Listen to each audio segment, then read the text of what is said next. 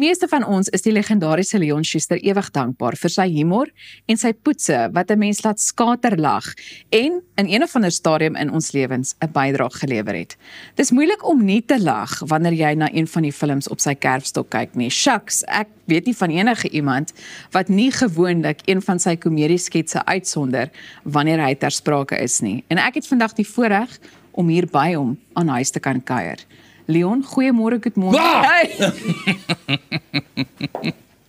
Ek was nie gereed vir daai nie. Jy moet my nooit uitdaag met 'n prank nie. Goed, nou is ons gereed vir die res daarvan. Baie dankie. Nou pomp jy hart lekker. Ek, definitief. Ek is nou gereed.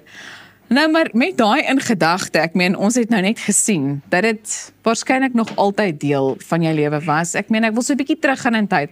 Waar het alles begin? Want soos wat ek verstaan was jy en jou boetie van kleins af baie lief daarvoor om mense poetse te bak.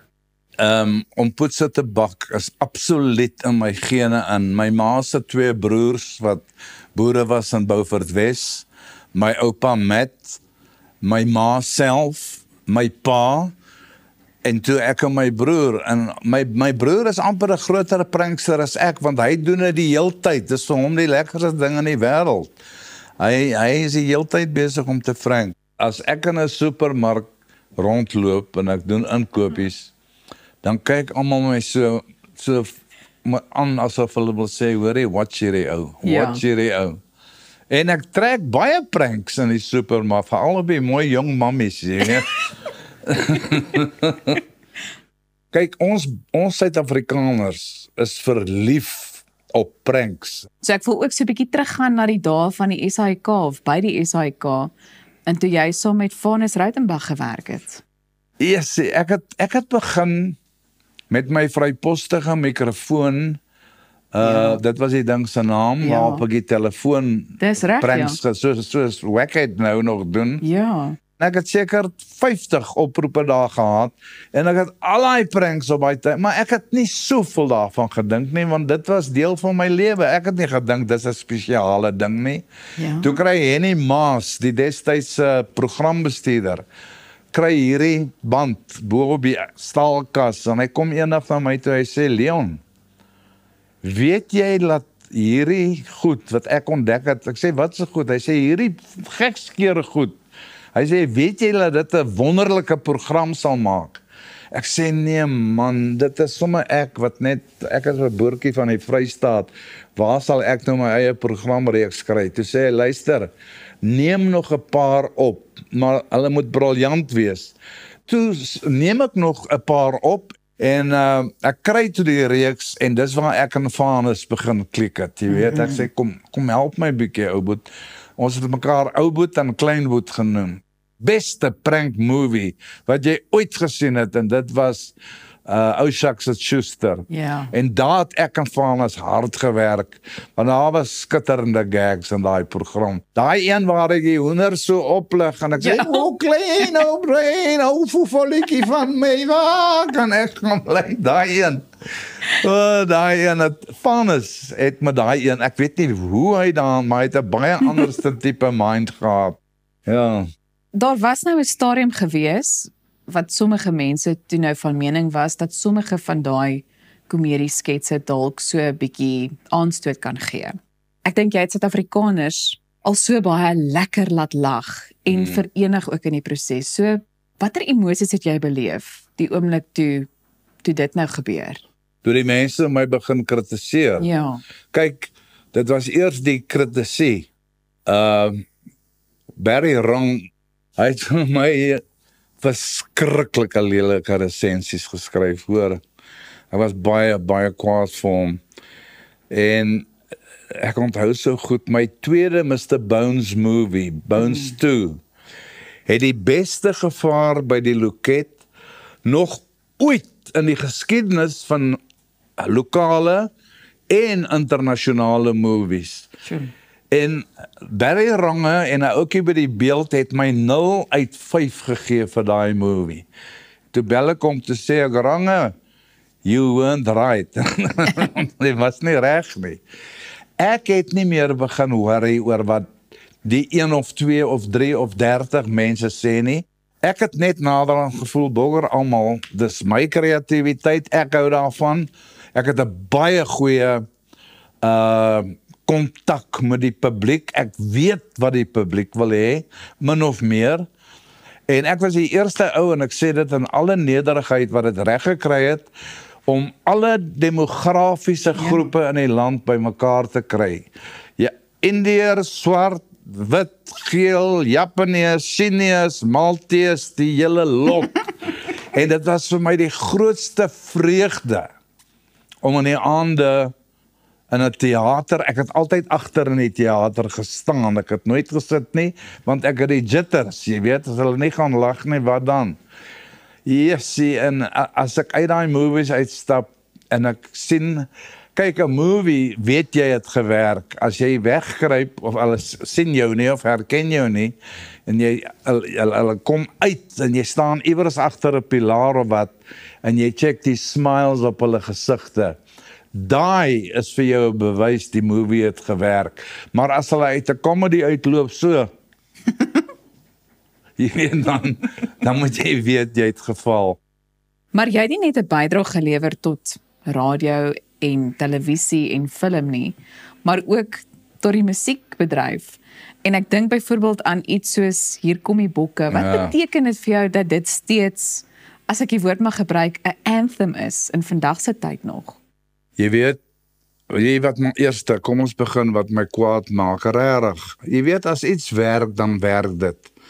Maar omdat hierdie regstellende aksie in rugby, het hulle gesê, Hier kom die bokke is 'n Afrikaanse lied, dit verteenwoordig nie die nasie nie, hy mag nie meer by stadions gespeel word nie.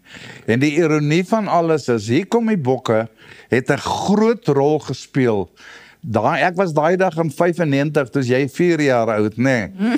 Daai dag was ek op Ellis Park, en die gees op daai stadion was net ongelooflik, en elke keer as die bokke so 15 tree van die doellyn van die All Blacks is, dan begin dit op die speakers te pomp, kom my bakke, dan raak daai mense van hulle koppe af. Ek sit daar in 'n baie grand losie van mense wat my uitgenooi het. Jessie, maar ek kry so lekker, en ek is so dankbaar dat die song so goed gewerk het. Maar, Elsa, weet jy wat? Hulle vra altyd vir my, Leon, wat was die hoogtepunt? Die hoogtepunt van jou lewe? Dan sê ek, dit was nie 'n fliek nie, dit was nie 'n liedjie nie, een van my ander liedjies nie, dit was Hier kom die bokke. Want ek was daai dag daar, en daar's mense 'n banner opgehou, so groot soos die helfte van hierdie kamer, wat hulle gesê het, Schuster for President, waaroor ek baie sleg gevoel het, want ek dink, hoe voel arme Madiba nie nou nie. Ek het net met ek was so trots daai dag, in nederigheid was ek trots, dat ek het reg gekry het, om die volk weer saam te laat sing, en saam te laat sit. Ek moet hierdie vraag vir jou vra, want ek het al gehoor dat daar baie mense is wat wonder daaroor, maar wat is die hardste, of dalk net die een klap of hou, wat jy altyd sal bybly?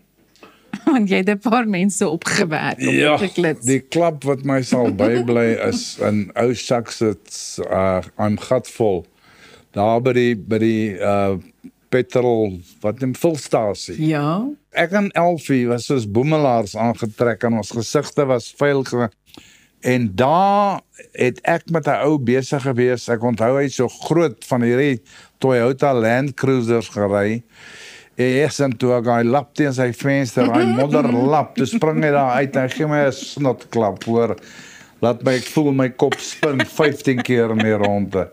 Maar wat ek nie besef nie is, deur 10 tree terug staan 'n maar gat ouetjie, maar skraal, en ek sien hom nie. In die volgende oomblik hoor ek hier kom iets aangehardloop, en ek draai om, en ek sien hy hou sy vuis agter sy rug. Toe weet ek, hierdie ou gaan my klap met 'n vuis, en dan gaan ek is te stadig om dit te ontduik. En wragtig, ek sê, hoorie, toe ek nog sê, toe slat hy my hier, nie op hierdie kakebeen, hierso. laat ek bewusteloos met my hulle het dit nie gewys nie, Sure. want ons het dit nie geskiet ongelukkig nie. Ja. Ek het gesteier en toe lê ek bewusteloos met my kop teen die wiel van daai Land Cruiser. Uit, dit is die lekkerste gevoel. Dit voel soos narkose, ek beloof jy. Dit was vir my asof ek narkose gehad het. Want ek hoor voeltjies chip, ek hoor my oupa se stem in my kop. Leon, moenie in die wintertyd swem nie, ek sal dit nooit vergeet nie. Ek hoor my ma sê vir my boetie kom eet, dis tyd. Dit was net lekker, jy weet. Ja. Om uit te so ek beny hierdie bokses wat so uitgeslaan word want dit is 'n lekker gevoel want jou brein skud mos en net in daai oomblik en dan is jy net 'n bietjie weg vir 'n ruk. Maar ek sal weer so vleis hou vat net vir die lekkerte daarvan. Ek dink 'n mens sal nog vir ure kan gesels, maar vir jou wil ek sê mag jy ons nog vir dekades of sommer eeue so lekker laat lag dat 'n mens se maag amper seer is van die gelag en dat die trane ook loop, jy weet. Ja. Maar vir nou is dit seker maar tyd om te sê tata asiasie, want die tyd het ons nou ingehaal. So Leon, weer eens dankie dat ek sommer hier aan huis by jou kon kom inloer het. Jy is altyd welkom Elsa, baie dankie. Ek geniet weer baie. En ek weet nie of ek noodwendig wil dankie sê vir die feit dat daai skrik maak nou vir altyd op kamera vasgelê is nie, maar baie dankie nietemin. Bly ingeskakel, ons is nou weer terug. Tog.